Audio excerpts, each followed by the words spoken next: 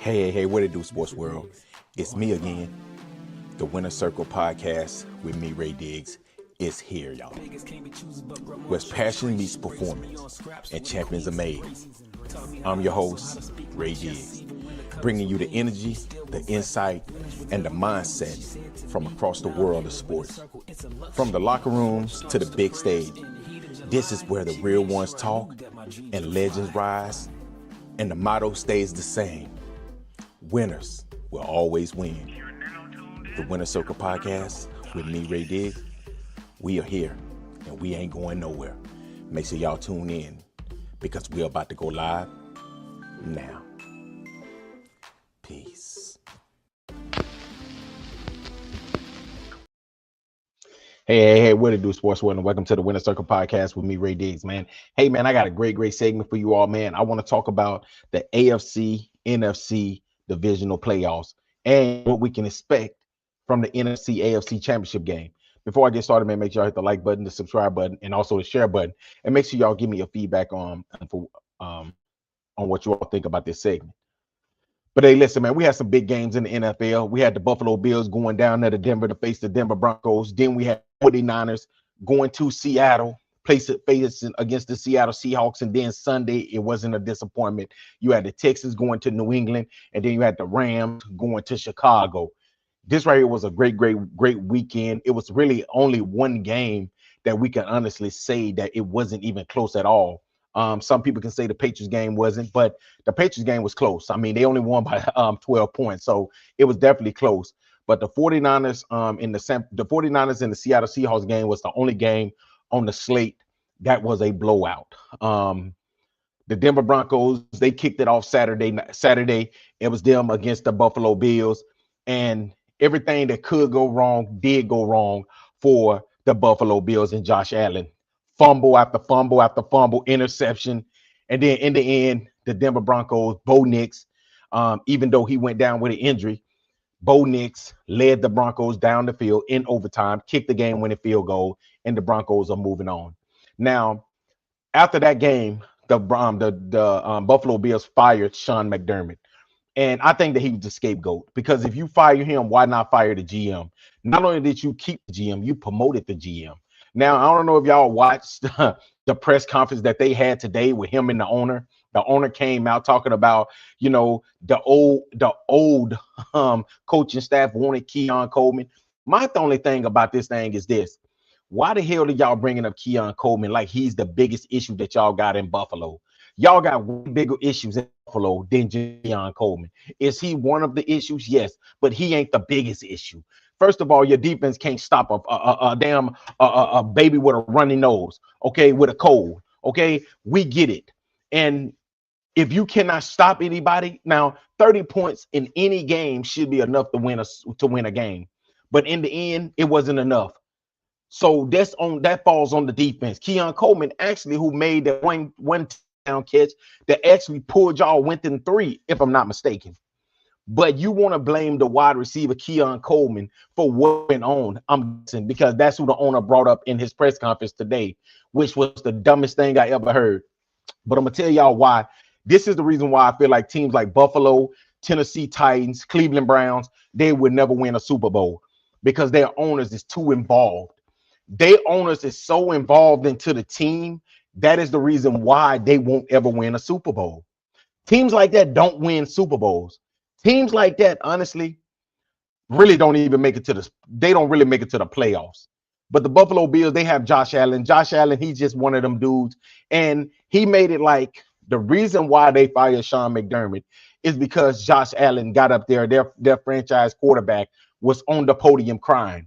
So you're telling me because a grown man get up there and cry because he loses a game in which he had 5 turnovers, tell you they should have lost by more than what they lost by, to be honest with me. I mean, how I'm feeling, I feel like they should have lost by 14 to 17 points. But that is the reason to fire a coach. It makes no sense. And then you fire a coach, but you keep the GM. That makes no sense. Okay. Now, do I think Sean McDermott was a hell of a coach? No, he wasn't. But he was a good coach. He was a good enough coach that I think that they could have possibly won a Super Bowl with him, maybe, next season. But in the end, I just don't understand what the owner is doing in this situation. But they goes down there to Denver and win, and they go down there to Denver and lose the game by 3 points. Bo Nix led the Broncos, and the Broncos had a slew of mistakes as well. They had mistakes, but they was the one who capitalized on it. Do I think that was a catch? The Brandon Cooks play. Listen, I don't know what catch is in the NFL nowadays. Nobody knows what a catch is in the NFL nowadays. So we can't say whether it was a catch or whether it wasn't a catch. But I will say this here. I seen that same catch on Sunday at least twice. And guess what? Both of them was called catches and down by contact. So that's your opinion. That's my opinion on it. I won't speak on it. But at the end, these referees got to be a little bit more consistent when it comes to some of these calls, because that call right there ultimately cost them the game. Let's be real. But then we got to look at Bo Nix. Bo Nix played a really, really good game. Now, Nick Wright said that Bo Nix was the best out of all the quarterbacks this weekend. I'm not going to go that far as to say that, because in my own opinion, I feel like Drake May was the best quarterback of the weekend. And if you don't want to give it to Drake May, honestly, I mean, Drake May, I think that he played a better game, even though he had 2 fumbles, but he played a better game when it came down to throwing the football. Now, Bo Nix did play a really, really, really good game. And then Bo Nix going down, I think it takes taking a little bit, anticipation off this game as they get ready to meet the New England Patriots in the AFC Championship game, only because we was expecting Bo Nix versus Drake May. And, but the Broncos, they got there with a hell of a fierce defense, and now they're in the AFC Championship game. Then we had 49ers against the Seahawks. This game started off with a kickoff return touchdown, and then the 49ers just fell apart. This game right here wasn't close. Seattle dominated. They had a slew of playmakers. Kenneth, what's his name is? The running back. Kenneth Walker. Yeah, Kenneth Walker and Charbonnet.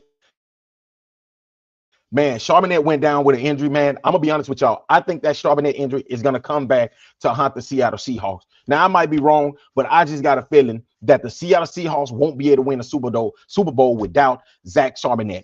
That is their star, one of their two-headed monster at running back. Now, yes, Kenneth Walker, he's the dude. But when you got 2 running backs, that's a two-headed monster. One is lightning, one is thunder, which is Charbonnet was the thunder out of these 2 running backs. And then you got the lightning and Kenneth Walker. I think you're going to need him. And then you got Jackson Smith-Njigba.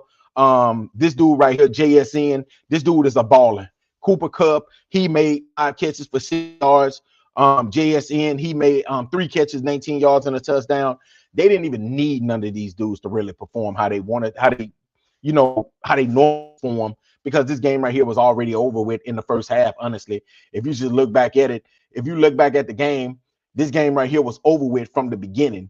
And the Seattle Seahawks and the 49ers, this is a division rivalry. So these 2 teams know each other. They play each other 2 times a year. This right here was the 3rd time they had played against each other. That Seattle Seahawks crowd was loud. It was, oh my God.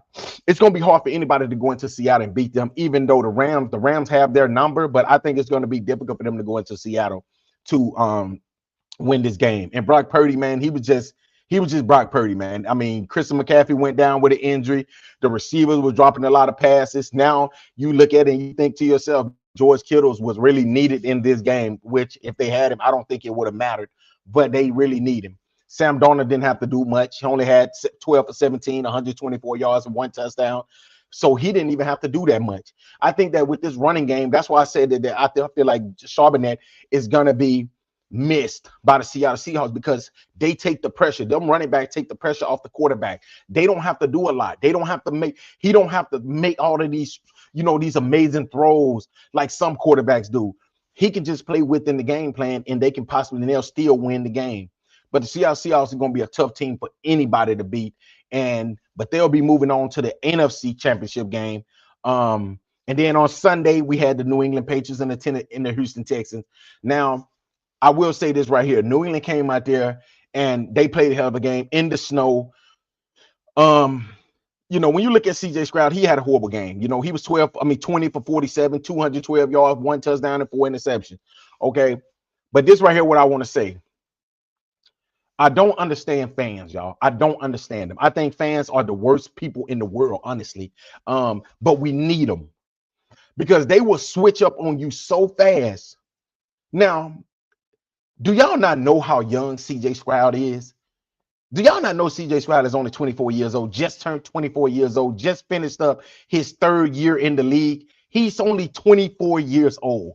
And I feel like y'all want some players to be here, you know, than other players, and maybe he's not. Maybe next year, he had a hell of a rookie year. Then he had 2, kind of down years, injury prone years, and then maybe next year he come back and he's CJ Stroud again.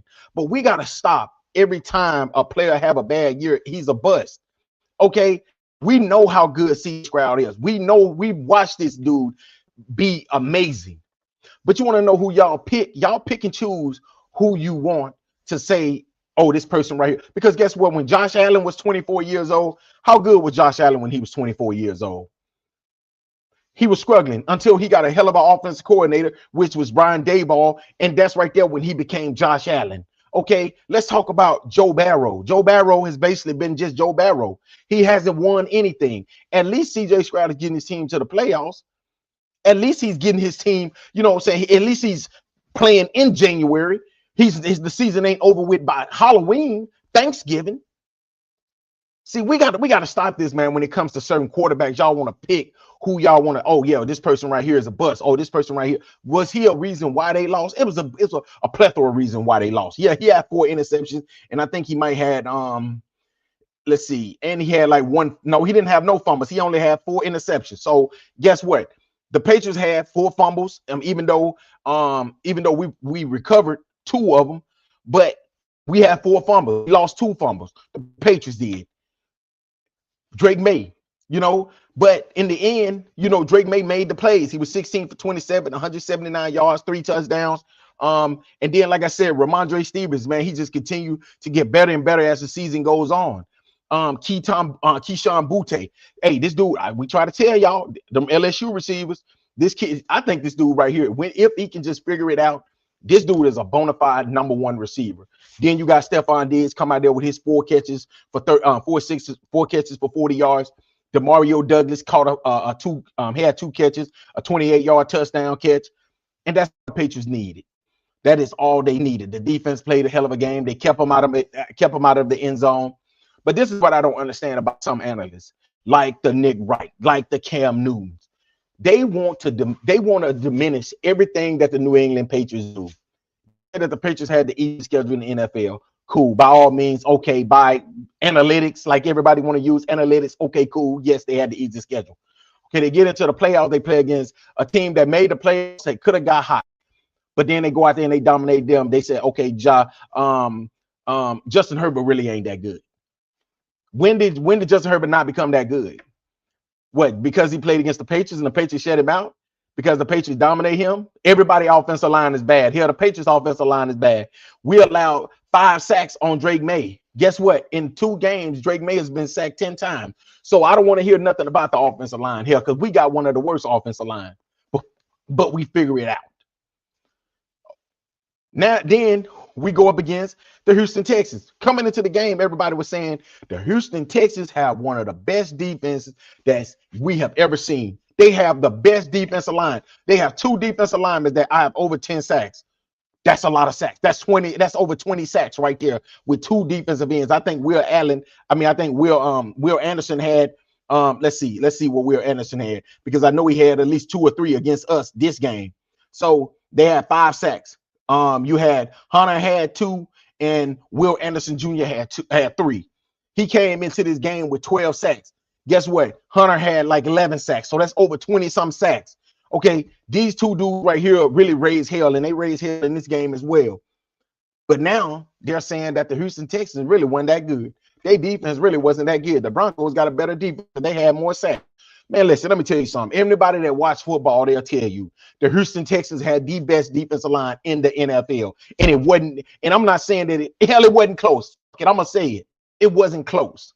Do the Broncos have a hella defensive line? They do have a really good defensive line. But I will sit here and I will look at them and say, you know what? The The Texans defensive line is way more dominant. Like they dominate games. Like they dominated the Pittsburgh Steelers. You see, like they have dominated teams this season. So don't try to diminish when the Patriots play against a really good team. Did CJ Stroud play bad? Yes, he did play bad. But could it be just been the Patriots or the weather? That could be true as well. So let's stop trying to act like the diminish, like they had the easiest schedule, but hell, they just beat two playoff teams. So clearly its schedule ain't that easy because they beat two playoff teams, which was the Houston Texans and the LA Chargers. And also, so then we're gonna move down to the last game, the Bears. It was must-see TV, showtime at the Apollo, everything, all the great things. But Caleb Williams, I've been trying to tell everybody. Now, when Caleb Williams was at USC, when Caleb Williams was at Oklahoma, I'm gonna be honest. When he came into the game and he took over for Spencer Rattler, the first thing I said is, man, this dude right here, look, he kind of throw like Patrick Mahomes, but I never said it. But then he went to USC and he would just continue to make throw after throw after throw, sidearms, everything. And I sent the message in my group chat to some of my homeboys, and I said, man, the closest thing to Patrick Mahomes is gonna be Caleb Williams. All of them laughed at me. Most of them laughed at me. Most of them, oh man, you tripping. Man, ain't nobody close to Patrick Mahomes. I said he might not be on Patrick Mahomes level, but he can make all the throws like Patrick Mahomes. That's what I meant. They still wasn't buying it. Well, guess what? After this game right here, that's all I was hearing. That's all I was seeing on every sports channel. All I was seeing in my group chat. Yeah, that dude that can ball. Yeah, man, I think that dude right there is the closest thing to Patrick Mahomes. Yes, he can ball. He's really good. Y'all don't like him because of him painting his nails, or he is a mama's boy, or whatever it is that I'm talking strictly football. And strictly football, Caleb Williams is a fucking baller. He can ball. And guess what? He's going to only get better and better and better. And it's scary for the league because as long as they keep putting weapons around him, this dude right here is going to get better and better, and he's going to continue to dominate. But they ended up losing this game 20-17 on a play that I feel like DJ Moore quitted on. It was in overtime. I feel like they had the game. Now, a lot of people saying that they feel like Caleb Williams should have just nickeled and dimed it down the field. Maybe that could have worked. But on that play there, I think if I look at Caleb Williams and I say if DJ Moore's in the right spot, that right there was easily a 20-yard game. But because DJ Moore was slacking on the play like he do on a lot of plays, that is the reason why that pass was picked off. Now, I don't want to put blame on one player because it's a lot of blame to go around. Roma Duzier, I don't think he came to play. I think he was too cold. Loveland, I don't think Loveland came to play. They had drops after drop after drop. And like I said, when it came to Roma Duzier, he dropped the touchdown pass. Even though I can say, 23 for 42, 257 yards, 2 touchdowns, 3 receptions. Caleb Williams also had 5 carries for 40 yards. DeAndre Swift, 19 for 70 yards.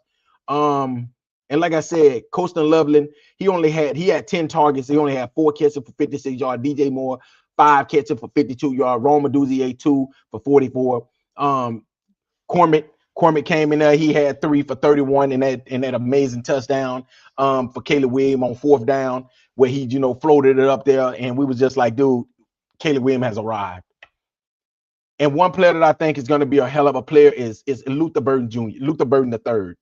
I think Luther Burden is going to be a superstar in the NFL. That's my opinion. I think, I've been watching this kid ever since he was at Missouri. The kid can play.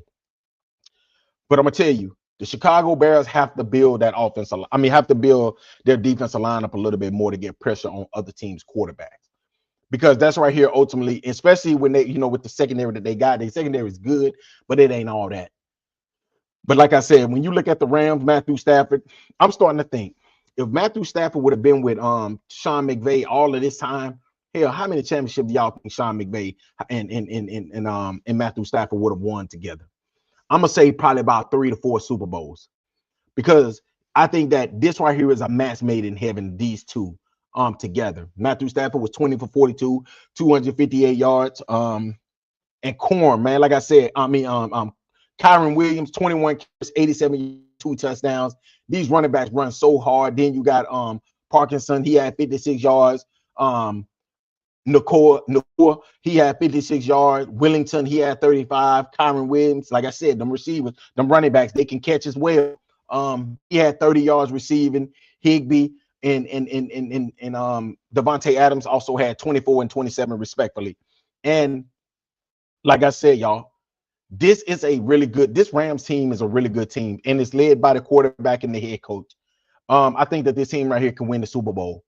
It won't surprise me if they don't win a Super Bowl, because out of all the teams that's left, they might be the best team that's left.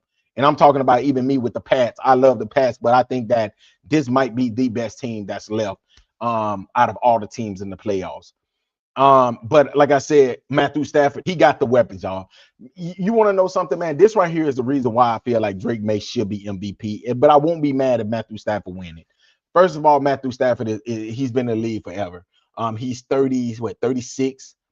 He's 36 or what? No, 37. He's about to be 38. He's about to be 38 next month. So he's been in the league forever. So I feel like, if he wins it, this right here is more like one of those awards that, it's the icing on the cake. He win the Super Bowl. That's his second Super Bowl. Let's just say he win MVP. He wins his MVP. Then he wins season MVP. That's the icing on the cake, honestly. I think that's enough to retire, I feel, because I think that'll make him a Hall of Famer easily. That's going to make him easily a first ballot or second ballot Hall of Famer. But this team right here, they have weapons, y'all.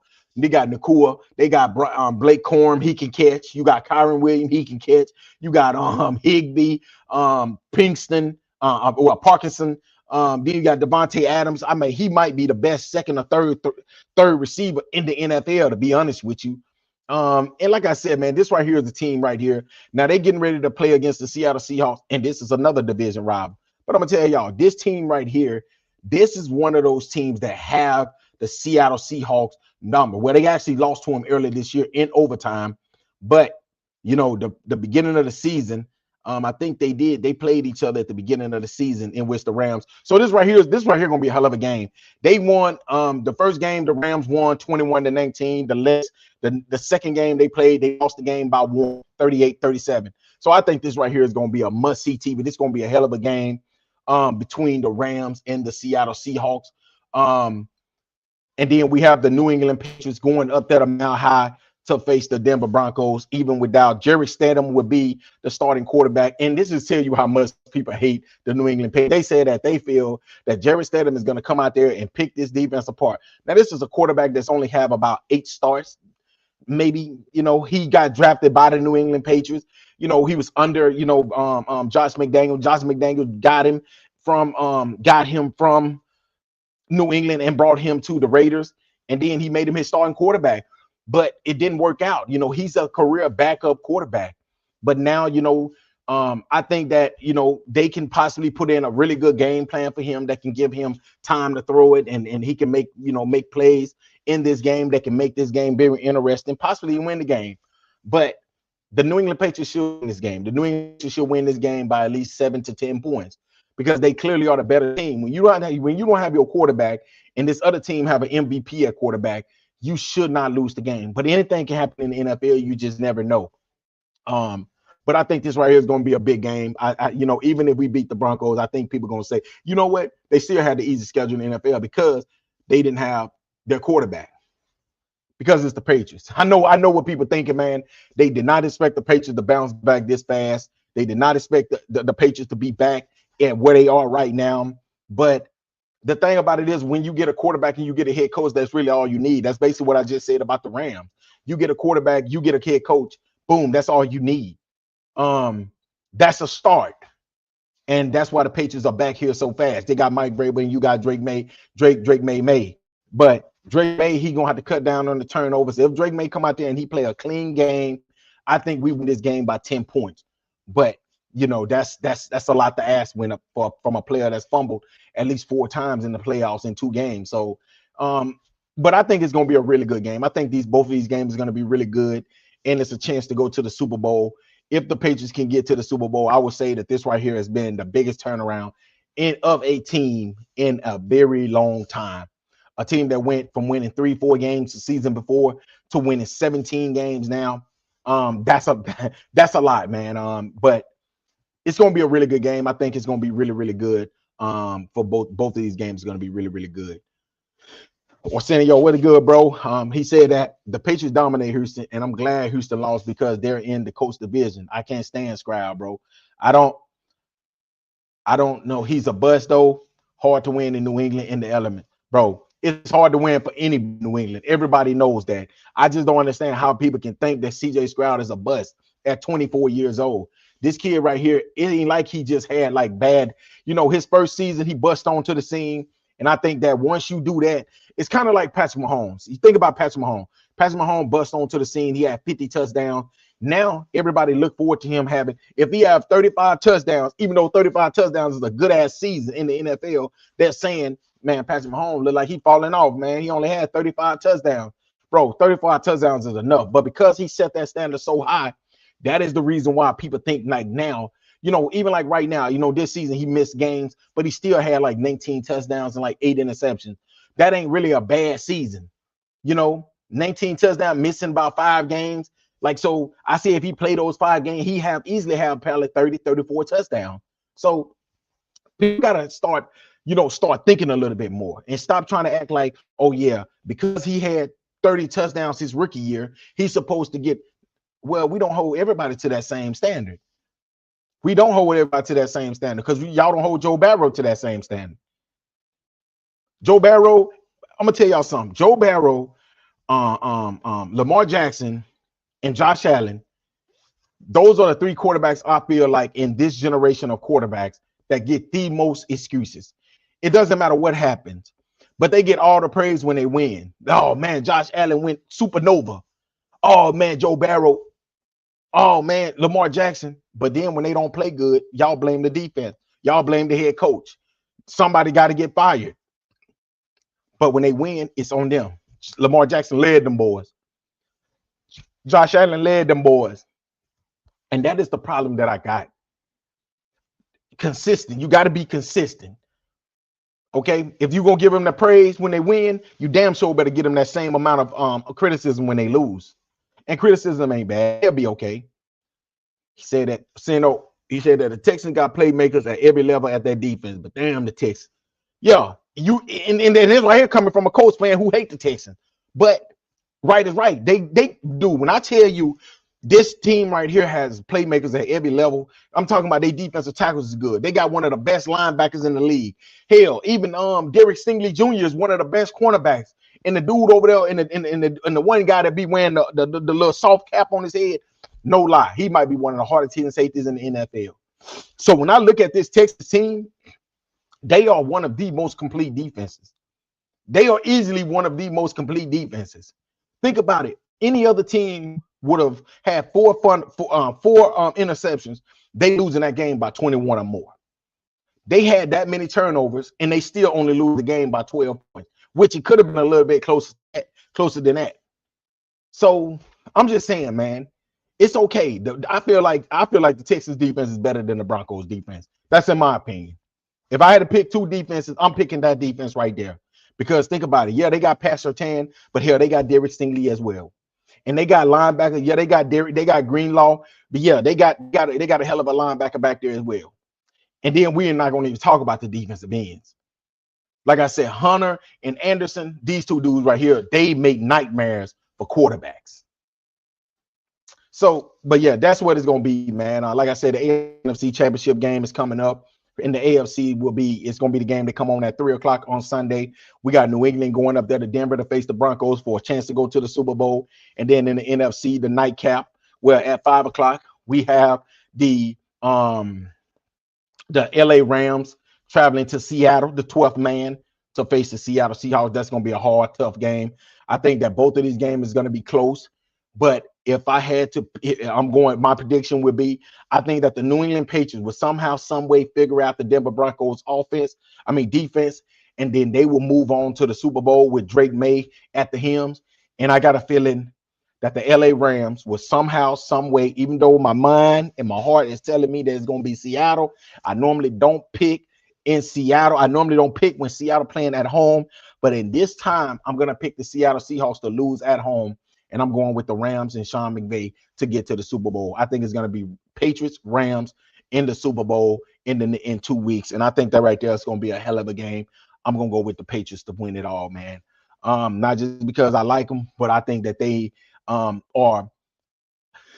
I'm not saying that they're the most talented team, but I think they're the most battle tested. Not, I won't say battle tested, but I think that they're the more resilient team.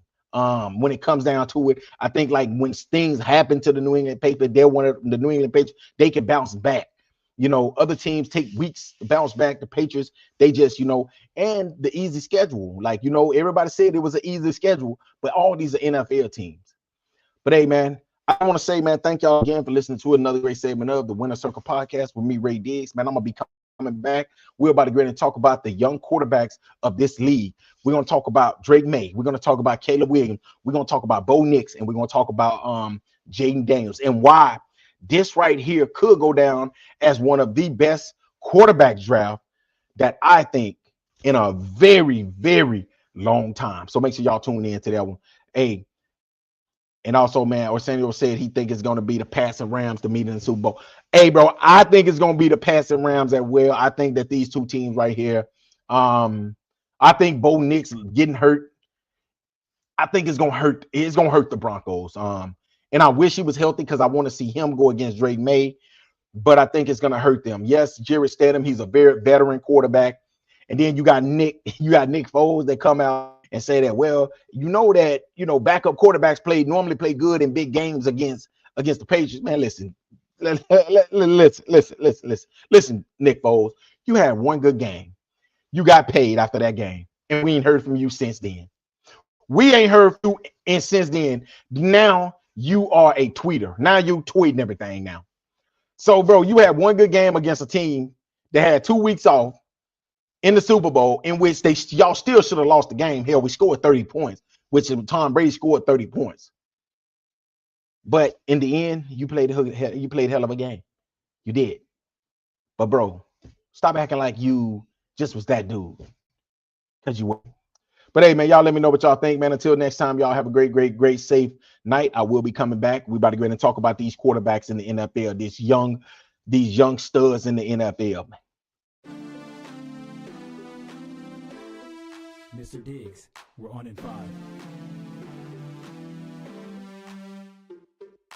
Vegas can't be choosers, but grandma chose trace. She raised me on scraps.